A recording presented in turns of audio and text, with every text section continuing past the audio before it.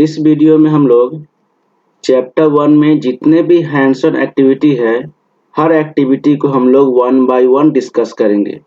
ये चैप्टर आपका class 5 chapter 1 know your computer है और इसमें जितने भी टॉपिक है या टॉपिक रिलेटेड आपके हैंड्स ऑन एक्टिविटी होंगे उसको डिस्कस किया जाएगा।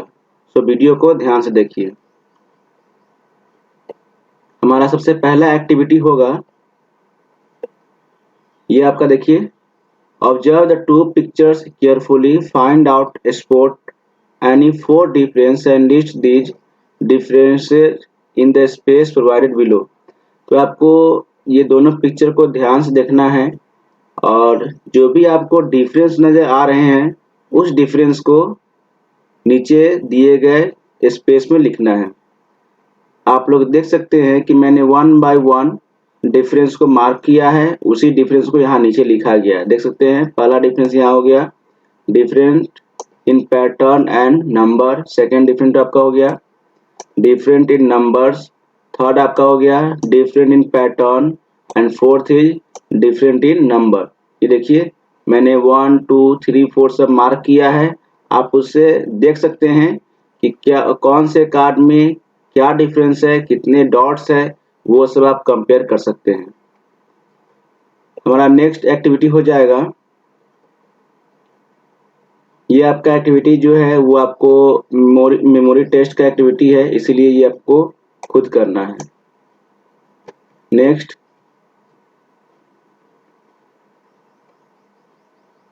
चलिए, नेक्स्ट आपका एक्टिविटी यूट्यूब वीडियो से रिलेटेड है।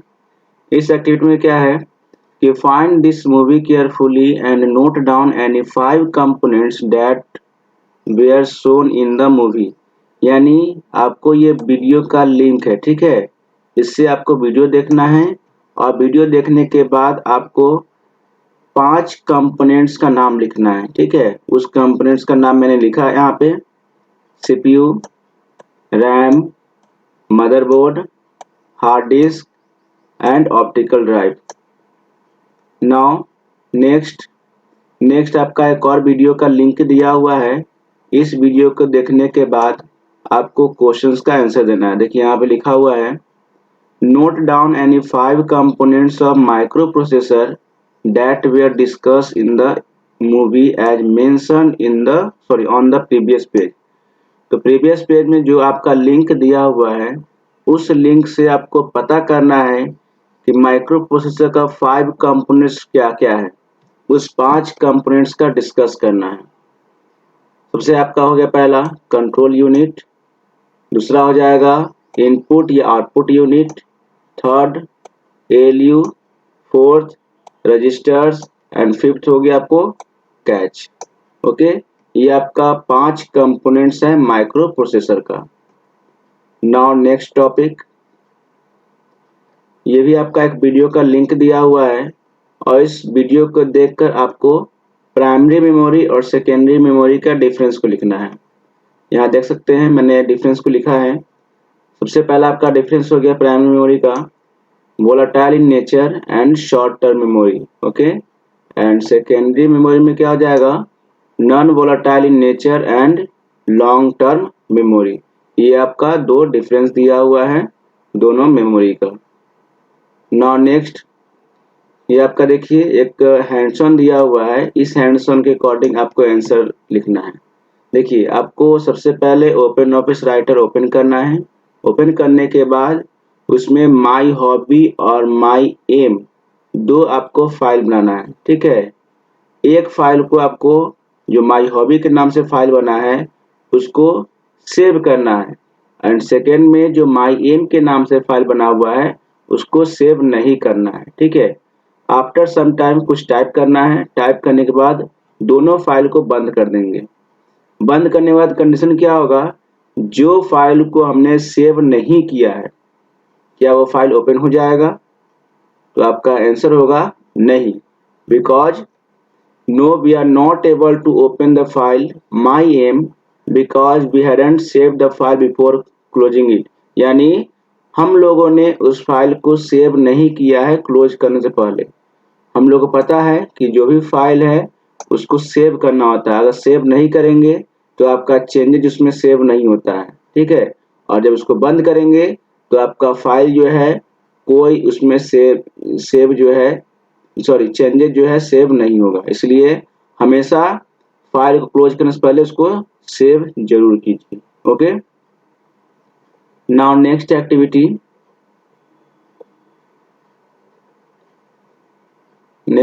ध्यान से देखेंगे क्या है।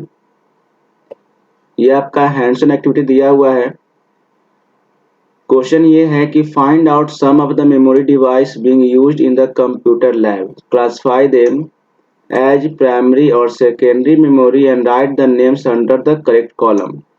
कंप्यूटर लैब में आपको जाना है, वहाँ पे जितने भी मेमोरी डिवाइस यूज हो रहे हैं उसमें से आपको उसका नाम लिखना है, ठीक है। और नाम लिखने के बाद आपको ये पता करना है कि वो मेमोरी आपको प्राइमरी है या फिर सेकेंडरी है। ओके, तो यहाँ पे कुछ मेमोरी का नाम लिखा हुआ है। सबसे पहला आपका हो गया रैम, जो आपका प्राइमरी मेमोरी है। दूसरा आपका हो गया रोम, जो भी प्राइमरी मेमोरी है। हार्ड डिस्क, ये आपका सेकेंडरी मेमोरी है। मेमोरी कार्ड आपका सेकेंडरी मेमोरी है। और डीवीडी, ये भी आपका सेकेंडरी मेमोरी है। तो यहाँ पे आपको कुछ मेमोरी का नाम लिखा हुआ है और उसका टाइप्स लिखा हुआ है। Now question B, use these different storage device available in the lab of accomplish the following task। अगर इस स्टोरेज डिवाइस का यूज हम लोग लैब में करेंगे तो कौन कौन सा टास्क उससे परफॉर्म होगा। यहाँ पे कुछ टास्क आपको लिखा हुआ है और उसमें हम लोग कौन से स्टोरेज डिवाइस का यूज करेंगे उसका नाम लिखना है। सबसे पहला आपका हो गया to transfer a file from one system to another. एक सिस्टम से दूसरे सिस्टम में फाइल को ट्रांसफर करने के लिए हम लोग क्या यूज करेंगे, external hard disk. Second, to submit a project writer file to the teacher for evaluation. इसमें क्या होगा, पेन ड्राइव, सीडी या फिर DVD. Third, to save the work done in computer lab. इसमें आपका हो जाएगा सीडी, डीवीडी या फिर pen drive. Next, to save a movie file, CD या डीवीडी, हम लोग ये दोनों से कोई एक डिवाइस का यूज कर सकते हैं। To install a software on computer, hard drive या फिर पेन ड्राइव, हम दोनों में से किसी एक डिवाइस का यूज कर सकते हैं। नाउ नेक्स्ट एक्टिविटी, ये आपका मेजरिंग यूनिट है, so that is very important. इसे आप लोग याद कर लेंगे। जो भी एग्जाम होते हैं, हाफ ईयरली होंगे या पीरियडिक होंगे, उसमें या इससे रिलेटेड आपको क्वेश्चन आ सकते हैं या आते भी हैं। नाउ नेक्स्ट एक्टिविटी आपके हो गए। यहाँ पे आपका किलोबाइट दिया हुआ है, मेगाबाइट दिया हुआ है, गीगाबाइट दिया हुआ है, ठीक है। इसमें क्या है कि आपको ये पता करना है कि 1 KB में कितने बाइट्स होते हैं, 1 MB में कितने बाइट्स होते हैं एंड 1 GB में कितने बाइट्स होते हैं, ये आपको भरना है। तो सबसे पहला आपका हो गया 1024, सेकेंड में आपका हो जाएगा 1024 एंड 1024, थर्ड में आपका हो जाएगा 1024, 1024 एंड 1024। ओके, नाउ नेक्स्ट, ये आपका वीडियो का लिंक दिया हुआ है और इस वीडियो के थ्रू आपको क्वेश्चंस का आंसर देना है। Some of the storage device are used here, कुछ स्टोरेज डिवाइस का यूज किया गया है, कुछ नाम लिखा हुआ है, उसके स्टोरेज कैपेसिटी क्या है उसका नाम लिखना है, ठीक है। फ्लॉपी डिस्क, इसका स्टोरेज कैपेसिटी आपका होता है 1.44 MB। CD मैक्सिमम 700 MB होता है। DVD 4.7 GB हो जाएंगे। हार्ड डिस्क 10 GB से लेके 1 TB तक आते हैं। इससे आगे भी मार्केट में अभी नए नए टेक्नोलॉजी के साथ आ चुका है, तो 1 TB के आगे मिल सकते हैं आपको। पेन ड्राइव 2 GB से लेके आपका 256 GB तक है, ठीक है। और हो सकता है कि इसके आगे भी आपका पेन ड्राइव मिलना शुरू हो गया हो। नाउ नेक्स्ट, ये आपका वीडियो का लिंक दिया हुआ है और इसके अकॉर्डिंग आपको ये पता करना है कि आपके कंप्यूटर लैब में, आपके घर में या फिर आपके पेरेंट्स की मोबाइल में स्टोरेज कैपेसिटी क्या है, रैम क्या है, उसको लिखना है, ठीक है। तो कंप्यूटर लैब का मैंने लिखा है 4 GB, आपका हार्ड डिस्क हो जाएगा 500 GB होम में आपका रैम हो जाएगा 8 GB, हार्ड डिस्क आपका हो गया 1 TB, मोबाइल है उसमें आपका हो जाएगा रैम 8 GB और हार्ड डिस्क है यानी स्टोरेज इंटरनल है आपको 128 GB। तो इस तरीके से आप अपने घर का या जो स्कूल है उसमें कंप्यूटर लैब का या मोबाइल फ़ोन का स्टोरेज कैपेसिटी को लिख सकते हैं, ठीक है। और ये storage capacity person to person vary करेगा, यानी हो सकता है कि जो मैंने डिटेल्स लिखा है वो सबके मोबाइल में वैसा डिटेल्स ना हो, या सबके मोबाइल में वो परफॉर्मेंस नहीं हो, या सबके मोबाइल में वैसा स्टोरेज कैपेसिटी नहीं हो। तो यहाँ पे अगर मान लीजिए जो मोबाइल का आपको स्पेस दिया हुआ है मोबाइल फ़ोन्स के लिए, यहाँ पे अगर आप 6 GB लिखते हैं तो भी सही होता है। यहाँ 128 जगह पे आपको 64 GB लिखते हैं तो भी सही होता है। तो आप अपने अकॉर्डिंग यहाँ चेंज कर सकते हैं। नाउ नेक्स्ट आपका टॉपिक हो जाएगा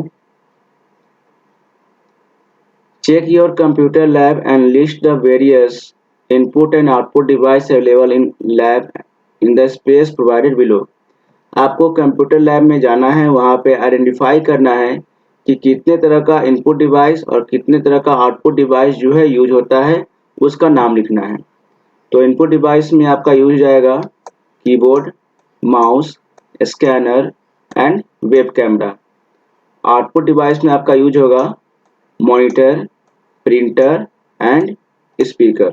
ओके, नाउ नेक्स्ट आपका दिया हुआ है सबसे पहले जो आपके घर में सीपीयू है या जो डब्बा है उसको ओपन करना है बॉक्स को, और बॉक्स को ओपन करने के बाद उसमें क्या क्या डिवाइस लगा हुआ है, उसके अंदर कौन सा डिवाइस का यूज हो रहा है उसका नाम लिखना है। तो बॉक्स खोलने के बाद आपको लगभग उसमें क्या क्या मिलेंगे, रैम मिलेंगे, मदरबोर्ड मिलेंगे, उसके अंदर हार्ड डिस्क होगा, प्रोसेसर होगा, एसएमपीएस होगा। एसएमपीएस मतलब स्विच मोड पावर सप्लाई होता है जिसकी मदद से हम लोग कंप्यूटर में लाइन सप्लाई करते हैं, पावर सप्लाई करते हैं।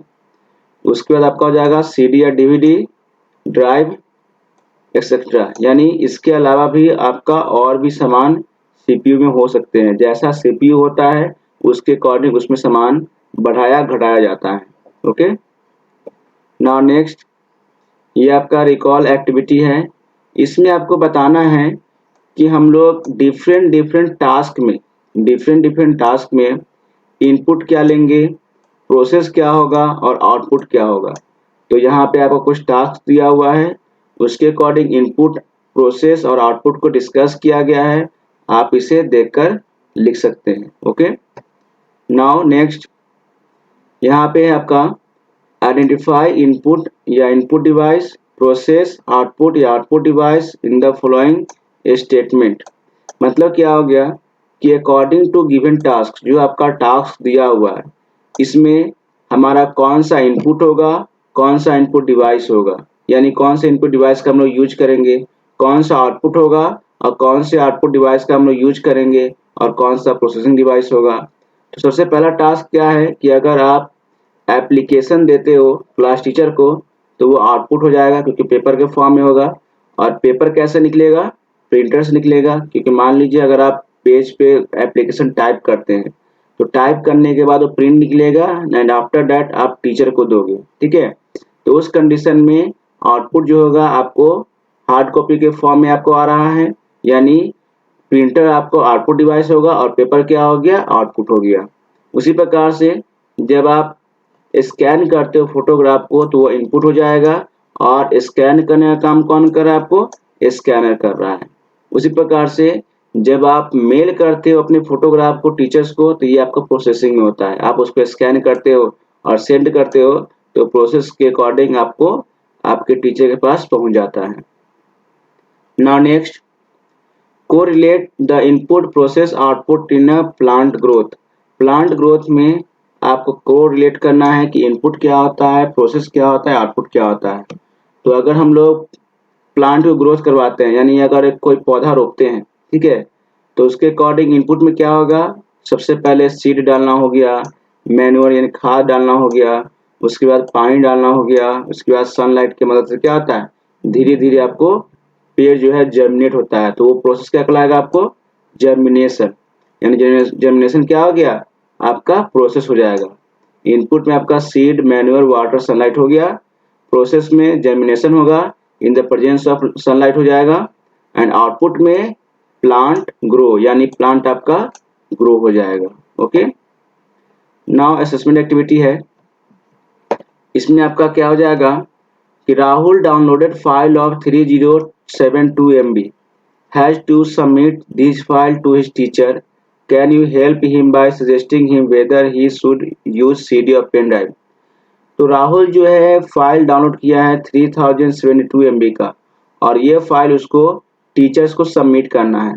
तो आप बताइए कि टीचर्स को फाइल देने के लिए कौन से मेथड का यूज किया जाएगा।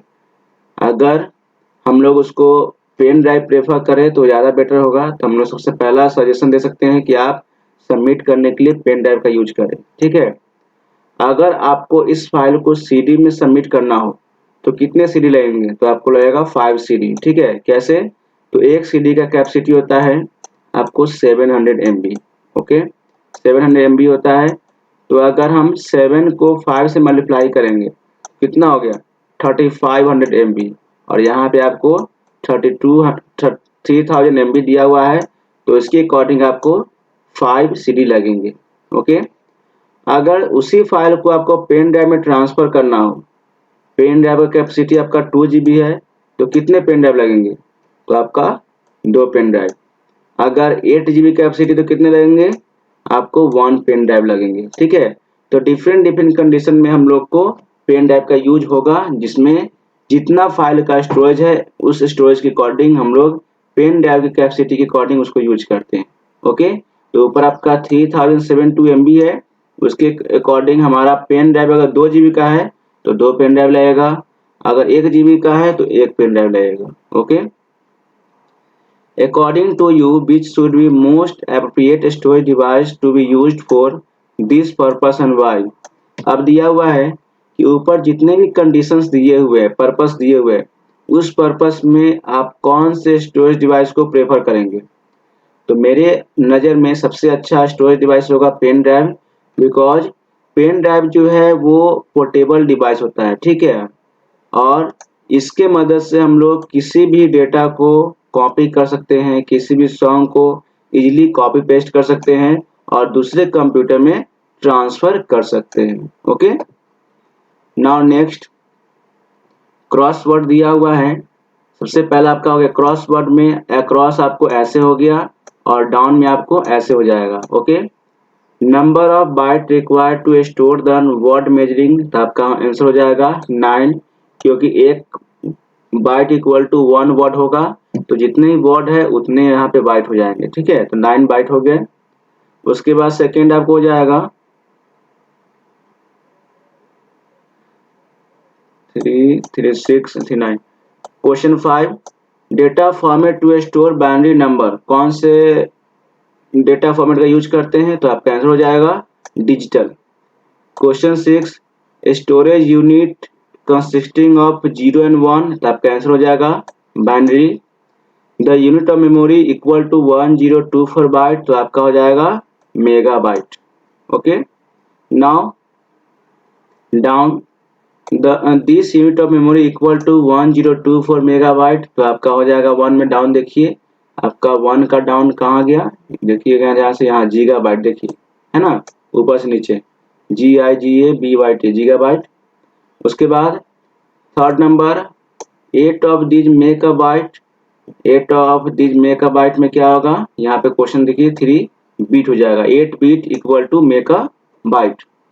Question 4, this unit of memory equal to 1024 byte, यानी 4 नंबर में देखना है। देखिए यहाँ पे 4 नंबर अब क्या होगा किलो बाइट, किलो बाइट में क्या हो गया 1024 बाइट में आपका हो जाएगा किलो बाइट, यहाँ देख सकते हैं ध्यान से। Okay, now question 6, this store 1 character और लेटर, ये जो है आपको एक कैरेक्टर या लेटर को स्टोर करता है, तो आपका हो जाएगा यहाँ पे बाइट। देखिए, and question 8, collection of 4 bit, collection of 4 bit आपका होता है निबल। ठीक है, मैंने यहाँ आंसर इसलिए लिखा है निबल, बिकॉज यहाँ पे आपको स्टार्टिंग वर्ड में ए दिया हुआ है और यहाँ आपको स्टार्टिंग वर्ड में एन दिया हुआ है। ठीक है, तो अकॉर्डिंग टू निबल यहाँ पे क्या है, आपका वर्ड जो है एडजस्ट नहीं होगा, यहाँ बॉक्स जो है आपको गलत बना हुआ है, इसलिए मैंने इसका आंसर यहाँ लिखा है। ठीक है, तो आपका 8 का आंसर हो जाएगा निबल। नाउ नेक्स्ट आपको फिगर दिया हुआ है, उस फिगर को देखते हुए आपको इनपुट डिवाइस आउटपुट डिवाइस को आइडेंटिफाई करना है। तो मैंने यहाँ लिख दिया है नंबर वाइज। 1 में आपका मॉनिटर है जो कि आउटपुट डिवाइस होता है। सेकेंड में आपका मॉडेम है जो इनपुट या आउटपुट दोनों होता है। थर्ड में आपका सिस्टम यूनिट जो इनपुट डिवाइस होता है। फोर्थ में आपका माउस हो गया जो इनपुट डिवाइस होता है। ओके। 5 में आपका स्पीकर हो गया जो आउटपुट डिवाइस है। 6 में आपका प्रिंटर हो जाएगा जो आउटपुट डिवाइस है। एंड लास्ट कीवर्ड जो आपको 7 में दिया हुआ है, ये आपका इनपुट डिवाइस है। ठीक है।